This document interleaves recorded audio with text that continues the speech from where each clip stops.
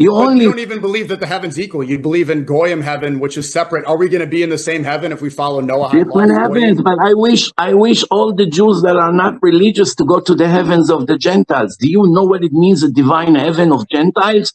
You keep saying that they should be able to coexist, that the Jews and Arabs are cousins, and I agree.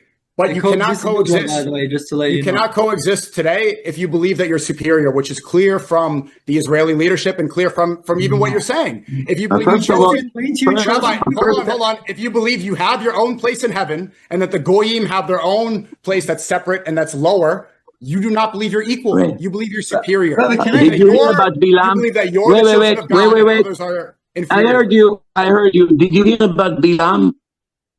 Bilam, Did you hear the name Bilam? Bilam in the Torah.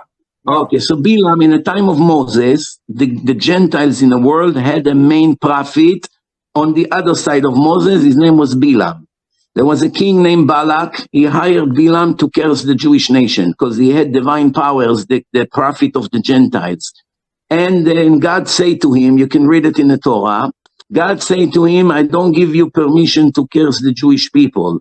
And as a result of that, he came to Balak, and instead of cursing the Jewish people, he started to bless them with all kinds of blessing. Inside the words of the biggest Gentile prophet ever lived, this is what's written. Don't say the Jews say that they are superior. The prophet of the Gentiles said it in the name of God.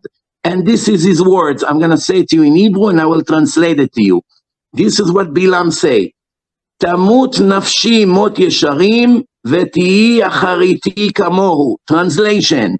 I want to die like this righteous nation of the Jews, and I want my end to be like their end.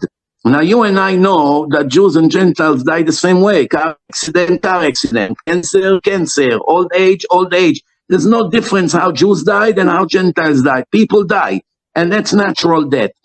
Now, in the words of the Gentile prophet, which I'm sure you never heard about his prophecy, but that's a good opportunity to educate your followers. Which, Deuteronomy 18, No, in Numbers. In Numbers, it's in the book of Numbers, the fourth book of Moses.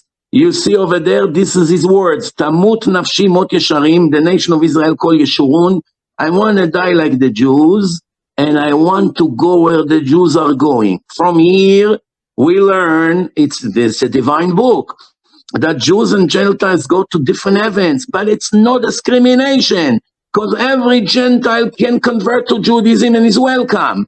That we're not try to. The only people that convert to Judaism are people like Ivanka Trump with tons of money who do the bidding of the Jews. No, you'd be shocked. You'd be shocked to know that I already responsible for at least 2,000 Gentiles that converted to Judaism. You're responsible, not God's responsible. This is another superiority. And none of them has the status of Ivanka Trump. You know, so you don't have the status, but the fact that you say that you converted. Hold on. Yeah. You said that you are responsible. In Islam and in Christianity, you could be saved by Jesus. The Christians believe, and in Islam, God judges if we are true Muslims.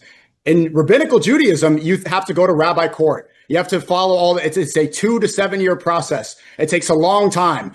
And it's not God is not the judge. Abraham came and said, I want to take more responsibilities.